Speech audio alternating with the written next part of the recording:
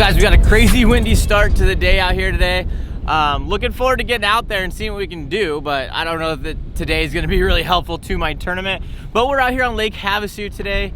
I don't know, the winds are probably like 30 to 40 mile an hour, no joke. It's pretty crazy out here. So today's video and this entire Lake Havasu series is brought to you by GCI Outdoor, 6th Sense Fishing, Waterland Fishing Optics, and Do It Molds. I have links and discount codes to everything down in the description for all those sponsors. They make it possible for me to be out here and fish these events and bring you guys this content. So we are out here practicing for the Major League Fishing Toyota Series event out here in Lake Havasu. It's the first Western Division event of the season. So looking forward to getting out there, looking forward to competing, and looking forward to getting off to a good start for this Western Division series. So it's time to get this boat in the water and get out there and try to catch some fish.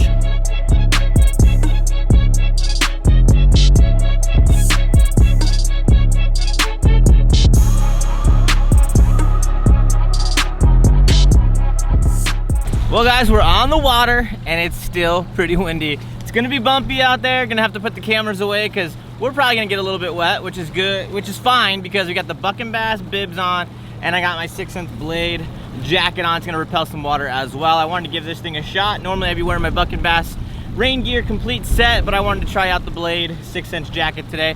So we're gonna go out there, we're gonna try to find some wind protected areas and try to catch a couple fish today.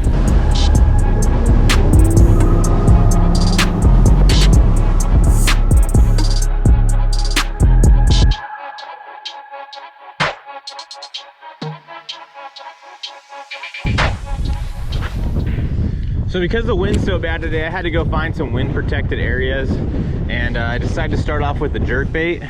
I have a feeling these fish are gonna be a little bit deeper than this jerkbait is gonna get to, but it'd be nice to catch some jerkbait fish out here. The water temp's in the low 50s, like 51, 52. These fish are right on the cusp of the spawn. So these fish are gonna move a lot. It's cold and windy today, and by the time the tournament comes around, the weather forecast is gonna be warm and sunny. So it'll be interesting to see how much these fish change over the course of about a week. So one of the other things that I wanna try while I'm out here today is cranking in about 15 foot of water. There's a lot of man-made habitat in that depth range, and I think, you know, fishing something like a Cloud 9 C15, bouncing it off that man-made habitat, that could get a lot of really good quality bites, and it's probably the right depth range for a lot of these fish for this time of year. They should be moving up just purely based on time of year, length of days, all that kind of stuff, because they're right there. They're wanting to spawn right now. It's late February, but you just don't know until you get out here and you start fishing. So we're just gonna have to bounce around, try some different baits and see what happens.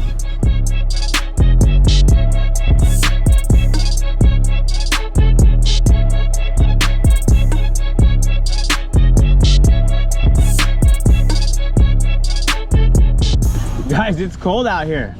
I was afraid I was gonna be too hot. I got a long sleeve fishing shirt on, a sweatshirt, this blade, jacket, then the bibs and everything, and I am not hot whatsoever. I'm not cold, it's like the perfect amount of clothing, but I was afraid I was gonna get hot. But it's cold out here, it's windy, and I don't even know where to begin because some of the stuff I'd like to do right now I can't do because of the wind.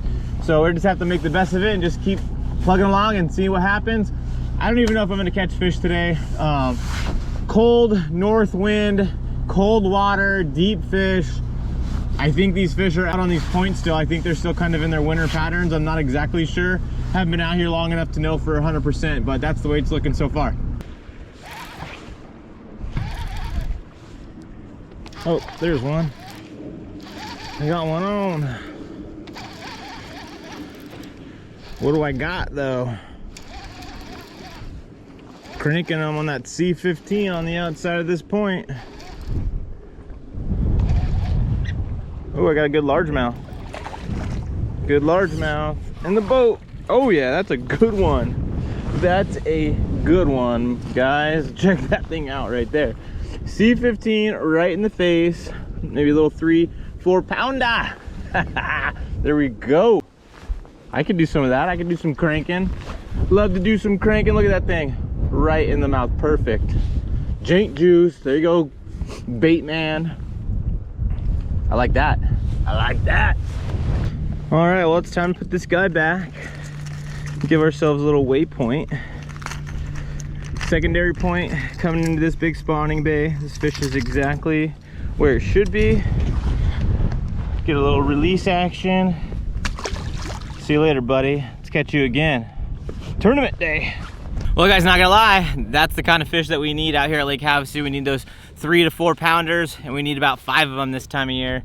20 plus pound bags will be caught in this tournament regardless of how tough it is, so we definitely need to get some real good bags. We need to get a lot of quality fish. We got to figure out a pattern. We got to figure out how to catch 5 a day in order to have a good tournament.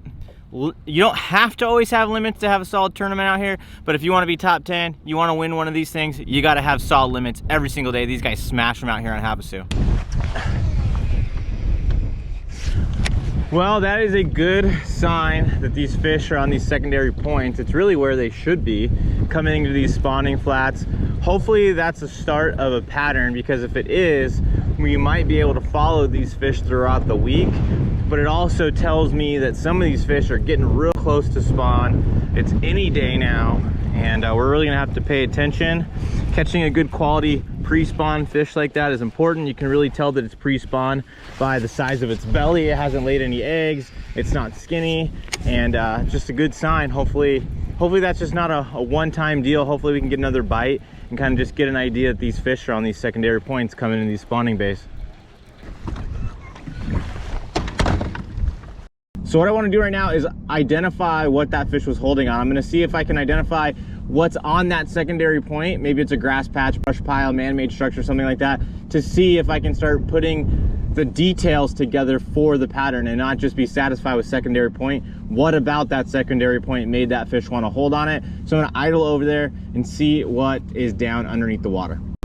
So in this area, there are a lot of man-made structures, but what I'm looking for is it close by? Is it right on the tip of that point? Is there a grass patch down there? I know there's grass, and I know that there's man-made structures in the area, but I want to see exactly what's on that point. So we're starting to come up on the point right now, and you can see some of the man-made structure, maybe some grass patches off to the left down towards the bottom of the side scan. And then on the right side, you can see the brighter return, which is going to be a little bit harder. It's going to be some of that chunk rock that's up on the bank, but I'm not seeing anything specific on that point right now. There's a little bit of scattered rock and stuff like that, but nothing specific that I can identify that had that fish holding. It just might be on that point because it's moving from the main lake back to the back of these creeks and these arms in order to spawn. And something else, guys, I want to talk about in today's video is GCI Outdoor. They are my title sponsor. They're the one that wrapped this boat. They got the big logo on the side of it, and GCI Outdoor makes outdoor tables, chairs, stadium seats. They got all kinds of stuff over there on their website. Yesterday's video, I was wearing one of their shirts. They got a few different shirts that are available. They make really, really good products, guys. If you think camping chairs, you think outdoor chairs, stuff that you'd use at the beach, that's what GCI Outdoor makes. They make very good quality stuff. They got rockers, they got all kinds of different stuff. Head over to their website, gcioutdoor.com. Use my discount code MLF15. It's gonna save you 15% off, and they always have free shipping as well, so you can't beat that deal. Head over there, check them out.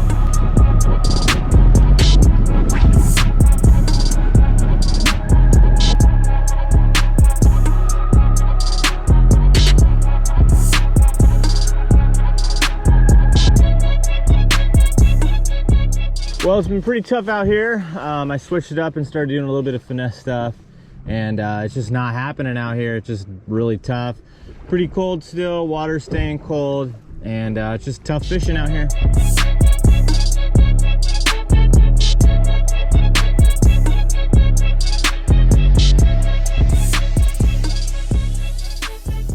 Well, guys, that's a wrap for day one. It was a pretty tough day out in the water. Literally only caught one fish. Later on in the day, I ended up getting one bite on a Carolina rig. Just went to set the hook, fish wasn't there. I can see a lot of fish in like the 20-foot, 15-foot zone, even out a little bit deeper sometimes, but I don't know how to catch those fish right now. I'm gonna try maybe doing some finesse stuff, but today was a little bit hard with all that wind and everything. Even in the wind protected areas, there was still a fair amount of wind blowing around. It made it hard to fish that finesse stuff. But I really like to dial in that crankbait bite if there is one. One fish doesn't really mean there's a bite. But we still got a lot of work to do, and I appreciate you guys watching today's video, and I will see you bright and early for day 2 of practice out here on Lake Havasu tomorrow. So I'll see you guys in the next video. See ya!